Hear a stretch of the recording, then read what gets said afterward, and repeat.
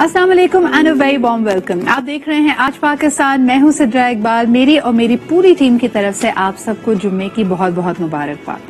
आज दिन खास तौर पे लोग समझते हैं कि दुआओं की कबूलियत का दिन है, और जब दुआओं का जिक्र हो तो किसी शख्स के दिल में ये ख्वाहिश होगी कि उसको बहुत खूबसूरत सा घर मिल जाए, किसी को अच्छी नौकरी की तलाश होगी।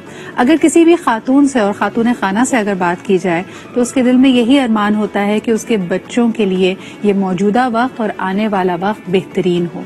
लेकिन क्या हमने कभी सोचा है कि इसी खानदानी निज़ाम में कभी कभार ऐसा लगता है कि हम फर्क करते हैं बेटे और बेटियों में।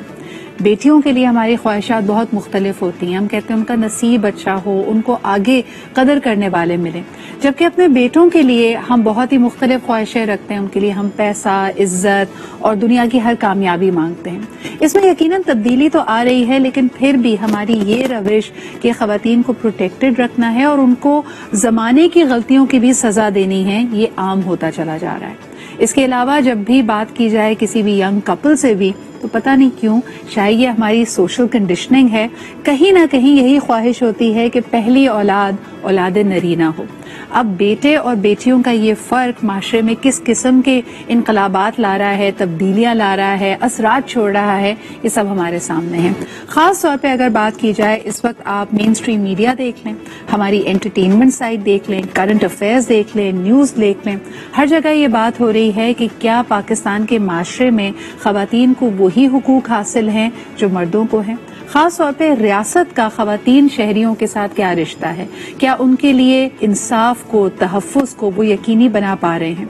अब इसमें एक बड़ा इम्पोर्टेंट रुख डिबेट में ये भी आता है कि सिर्फ और सिर्फ कानून से या रियासती कवानीन से इसको इंश्योर नहीं किया जा सकता। बहरहाल हमारा जो माशरा है वो हमारी जो हमारी शेयर्ड वैल्यूज हैं, जो हमारी कदरें हैं, उनसे बनता है। सो व्हाई इज इट कि जब पाकिस्तान आज़ाद हुआ तो हम देखते हैं कि तमाम समाजी सरगर्मियों में, सियासी सरगर्मियों में, पेशा वाराना सलाहियतों में अपने आप को मनवाने के लिए ख़वातीन पेश थीं।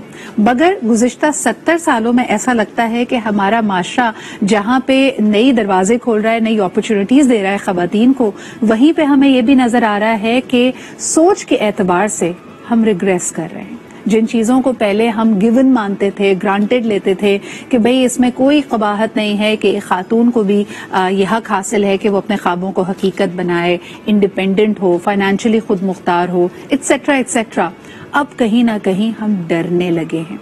और इस डर की वजह क्या है? हमारा एक खास नजरिए से ख़वातीन को देखना कि उनका लिबास कैसा है, और सबसे ज्यादा तकलीफ दे ये बात कि अगर उसका सोचने का अंदाज या उसका हुलिया या उसकी अफकार आपसे मुख्तलिफ हैं तो उसके लिए कोई टॉलरेंस की स्पेस भी नहीं रह गई है।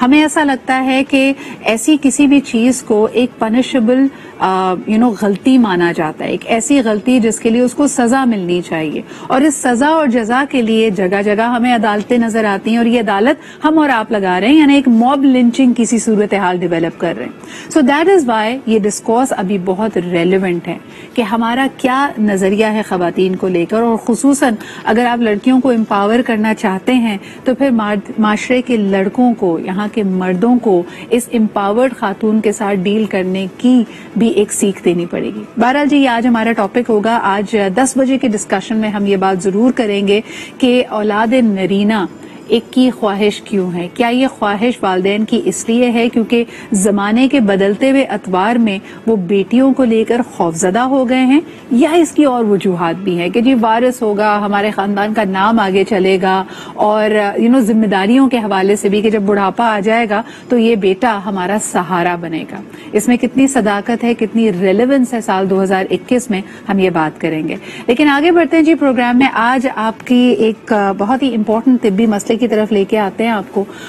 जगह जगह हम देख रहे हैं कि मुख्तलिफ वायरल वबाएं आम हो रही हैं, जिसकी वजह से नज़ला जुकाम भी है, पेट के अमराज भी हैं।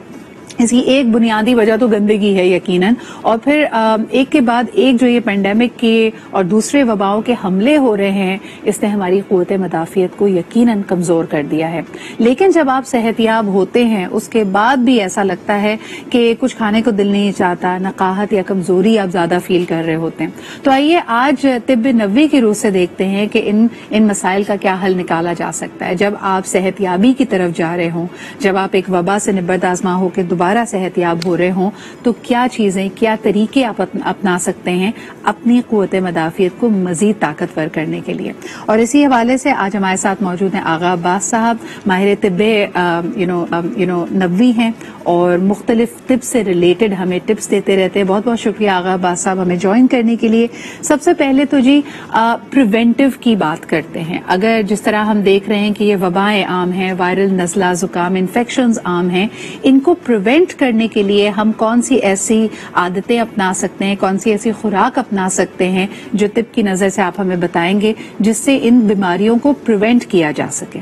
جی, میں اپنے سننے والوں کی خدمت میں اور اپنے دیکھنے والوں کی خدمت میں عرض کرنا چاہوں گا کہ آج کل پورے پاکستان میں بہت زیادہ وائرل انفیکشن پھیلا ہوا ہے, اور بالخصوص ہمارے کراچی میں بہت ساری مختلف قسم کی بیماریاں ہیں, اور نزلہ زکام بخار میں بے انتہا لوگ مبتلا ہو رہے ہیں. تو اگر آپ اس قسم کے وائرل انفیکشن سے اور بیماریوں سے محفوظ رہنا چاہتے ہیں تو 1-2-3 نسخے میں عرض کرتا ہوں, اگر آپ اس کو نوٹ کر لیں گے اور اس پہ عمل کریں گے تو انشاءاللہ ان بیماریوں سے آپ سب محفوظ رہ سکیں گے. وہ نسخے اس طرح سے ہیں کہ نماز فجر پڑھنے کے بعد ایک سیب آپ سبز رنگ کا وہ اچھی طرح سے دھوئیے اور اس کو پھانکے بنا لیجئے, اور بسم اللہ الرحمن الرحیم یا شافی یا کافی کہہ کے سونگ کے اس سیب کو آپ کھائیے. لیکن خاص بات یہ ہے کہ نماز فجر کے بعد اگر آپ وہ نماز فجر پڑھنے کے بعد اگر آپ وہ سیب کھائیں گے تو وہ آپ کو ہر قسم کے بخار سے, نزلے سے, زکام سے اور کھانسی سے انشاءاللہ محفوظ رکھے گا. لیکن یہ نماز فجر کے ٹائم پر ہی فائدہ زیادہ کرتا ہے, دوسرے ٹائم پہ آپ کھائیں گے تو فائدہ اس کا کم ہوگا. دوسرا ایک نسخہ ہے, وہ یہ ہے کہ شام کے ٹائم پہ 5-6 بجے کے ٹائم پہ آپ ایک قہوہ بنائیے. وہ قہوہ تھوڑی سی ادرک, تھوڑی سی دار چینی اور 2 لونگے, یہ آپ 2 کپ پانی کے ساتھ اسٹیل کے بگونے میں اس کو بوائل کرنے رکھ دیجئے, اور جب یہ 1 کپ رہ جائے, بوائل ہو کے 1 کپ رہ جائے تو اس کو چھان کر نتھار کر 1 کپ میں نکال لیجئے, اور اس پہ تھوڑا سا شہد خالص ملائیے اور اس کو پی جائیے. یہ اگر آپ روزانہ 1 کپ قہوہ شام کو پیئیں گے تب بھی آپ اس قسم کی بیماریوں سے انشاءاللہ محفوظ رہیں گے. آغا صاحب, اس میں سے کئی ٹپس تو میرے خیال میں ایڈلٹس کے لیے ہیں, یعنی جو پختہ عمر کے لوگ ہیں. بچوں کے لیے آپ کیا کہیں گے, کیونکہ ایسی جو صحت افزا چیزیں ہوتی ہیں اس کو کھانے میں وہ اکثر ریزسٹ کر رہے ہوتے ہیں, they not very keen on eating it. تو کوئی ایسا طریقہ کہ بچوں کی قوت مدافعت کی طرف بھی ہماری توجہ رہے, ان کو ہم پریونٹ کر سکیں کہ یہ وائرل انفیکشنز ان کو افیکٹ نہ کریں, بچوں کے لیے کچھ ٹپس خاص طور پہ دیجیے. یہ بڑوں کے لیے تو میں نے بتا دیا, لیکن بچوں کے لیے میرے پاس بہت اچھا نسخہ ہے. دیکھیے, بچوں کے لیے ان کی مائیں ان کو اس انفیکشن سے, وائرل سے بچا سکتی ہیں اس سیزن میں تاکہ بچے محفوظ رہیں. بہت ہی آسان نسخہ ہے.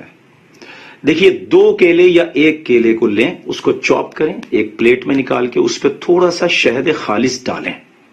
کیلا چونکہ سب کو, پوری دنیا کو پتہ چل گیا کیلا جو ہے ہربل میڈیسن ہے اور بہت زیادہ فائدہ دیتا ہے. 1 یا 2 کیلے, اگر کوئی تھوڑا 10 سال کا بچہ تو 2 کیلے آرام سے کھا لے گا, 5 سال کا تو 1 کھائے گا. کیلے کو چاپ کیجئے, 1 سے 2 کیلے چاپ کرنے کے بعد اس پہ شہد خالص ڈالیے اور بچے کو آرام سے کھلائیے. بچے کو انشاءاللہ تمام بچے یہ کر سکتے ہیں. تمام بچے جو اس نسخے کو استعمال کریں گے ان کو انشاءاللہ تعالی یہ وائرل انفیکشن نہ نزلہ ہوگا نہ بخار ہوگا, اور اگر ہوگا بھی تو بہت کم تکلیف ہوگی اور وہ آرام سے اس سے انشاءاللہ محفوظ. اچھا, اب آ جاتے ہیں اس طرح کے وائرل انفیکشنز کی طرف. اس کے لیے مختلف ادویات ہوتی ہیں جو آپ کو وقتی طور پہ آرام دے رہی ہوتی ہیں. ایونچولی کہا جاتا ہے کہ اپنا سائیکل پورا کر کے, وہ 3 روز کا ہے, 5 روز کا ہے یا ہفتے بھر کا ہے, اس کے بعد یہ بیماری جب سبسائڈ کرنے لگتی ہے تو ہمیں کس قسم کی خوراک لینی چاہیے. خاص طور پہ اس طرح کا کوئی بھی نزلہ یا زکام ایسا لگتا ہے کہ آپ کو ڈی ہائیڈریٹ بہت زیادہ کرتا ہے, تو ایسی کوئی صحت افزا چیزیں جو آپ اس وقت ریکمینڈ کریں گے جب انسان بیماری سے اٹھ رہا ہو, جب ریکور کر رہا ہو کسی بھی وائرل انفیکشن سے؟ جو کا ستو 1 گلاس میں آپ 1 ٹیبل اسپون ڈالیے اور اس میں 1 چمچ شہد ملائیے اور اس میں پانی ملائیے اور دوسرے گلاس میں آپ ایسے کر کے اس کو 7 مرتبہ پھینٹیے. اس کو پھینٹنا کہتے ہیں. اس ایک گلاس سے دوسرے گلاس میں شفٹ کیجئے, پھر واپس اسی گلاس میں اس کو ڈالیے. تو 7 مرتبہ اس طریقے سے ایک دوسرے گلاس میں اس کو پھینٹیے اور اس کے بعد یہ جو کا ستو شہد ملایا ہوا جو پانی میں ہم نے بنایا ہے یہ آپ دن میں 2 مرتبہ پی سکتے ہیں. ایک صبح ناشتے کے بعد, ایک رات کو کھانے کے بعد, یا کھانے سے 1 گھنٹے پہلے بھی پی سکتے ہیں. بہت تیزی سے آپ کی صحت دوبارہ واپس بننا شروع ہو جائے گی. آپ کو نقاہت کمزوری نہیں ہوگی, آپ کو پلپیٹیشن نہیں ہوگی. جب آپ سیڑھیاں بھی چڑھیں گے تو آپ کا سانس نہیں پھولے گا, کسی قسم کے چکر آپ کو نہیں آئیں گے. آپ کی بہت اچھی طریقے سے واپس آپ کی صحت دوبارہ بحال ہو جائے گی انشاءاللہ. اچھا, اس میں خصوصی طور پہ کیونکہ نزلے زکام کا, کھانسی کا یہاں پہ ذکر ہو رہا ہے, کچھ ملا جلا سا موسم ہے, گرمی ہے تو لوگ کبھی کچھ کھٹا یا کچھ ٹھنڈا کھا لیں تو بیماری کو دعوت دیتے ہیں. لیکن دوسری ایک بڑی اہم وجہ خصوصاً کراچی شہر میں سمجھی جا رہی ہے کہ گندگی بہت ہے اور اس گندگی کی وجہ سے ہاؤس فلائز یعنی مکھیوں کی بھرمار نظر آتی ہے. جو چیزیں آپ نے جیسے ریکمینڈ کی کہ فروٹ کی بات کریں, کوئی اچھے کھانے کی بات کریں, جب ان کو باہر سے لے کر آتے ہیں تو جس ٹھیلے پہ لینے کے لیے جا رہے ہیں وہاں آلریڈی سینکڑوں کی تعداد میں یہ مکھیاں موجود ہیں. تو پھر اس حوالے سے آپ کیا مشورہ دیں گے کہ جب پھل فروٹ لے کے آئیں یا باہر سے کوئی چیز اگر کھا لی ہے اور یہ مکھیوں کی بھرمار ہے, گھروں میں مکھیوں کی بھرمار ہے, تو پیٹ کے انفیکشنز کو, بدہضمی کو کیسے اوائڈ کیا جا سکتا ہے؟ دیکھیے, میں عرض یہ کرنا چاہتا ہوں کہ جن لوگوں کے معدے میں اگر درد ہو رہا ہے یا لوز موشنز اور الٹیاں ہو گئیں, ڈائریا ہو گیا, گیسز بن رہے ہیں, کھٹی کھٹی کڑوی کڑوی ڈکاریں آ رہی ہیں, منہ کا ذائقہ خراب ہو چکا ہے, اور وہ سب بازار کے کھانوں کی وجہ سے, جو یہ آج کل مکھیاں بہت زیادہ ہیں ان کی وجہ سے کوئی انفیکشن پیٹ میں لگا ہے, تو اس سے بچنے کی ایک بہت اچھی ترکیب ہے. یہ جو براؤن رائس ہوتا ہے, براؤن رائس کے آٹے کی روٹی بنا کے آپ اس کو کھائیں, اس سے آپ کے لوز موشن اور الٹیاں انشاءاللہ بند ہو جائیں گی. اس کی دوسری ترکیب یہ ہے, براؤن رائس کا جو آٹا ہوتا ہے اس کو کسی مٹی کے برتن پہ 1 چمچ کے برابر اس کو آپ ہلکا ہلکا گرم کریں. اس کے بعد اس کو تھوڑا سا وہ ہلکا کم گرم رہ جائے, یعنی کہ نیم گرم ہو, اس وقت اس کو پھانک کر پانی پی لیجئے. تب بھی آپ کے معدے کا درد اور ڈائریا میں آپ کو افاقہ ہوگا انشاءاللہ. بہت بہت شکریہ آغا صاحب ہمارے ساتھ موجود ہونے کے لیے اور یہ بہت اہم ٹپس دینے کے لیے. وائرل انفیکشنز انفارچونیٹلی ہماری ریالٹی ہے.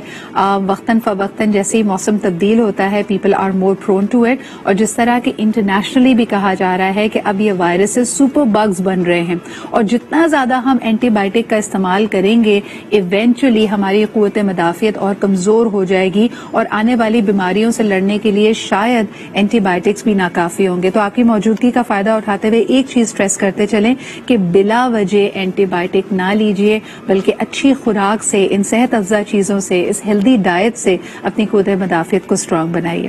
اسی کے ساتھ جی ہم بریک کی طرح واپس آئیں گے تو سبجیکٹس اور بھی ہیں. آج کا پروگرام آپ نے مس نہیں کرنا, خاص طور پہ جو ہمارا بگ ڈسکشن ہے. So stay with us and keep watching Aaj Pakistan.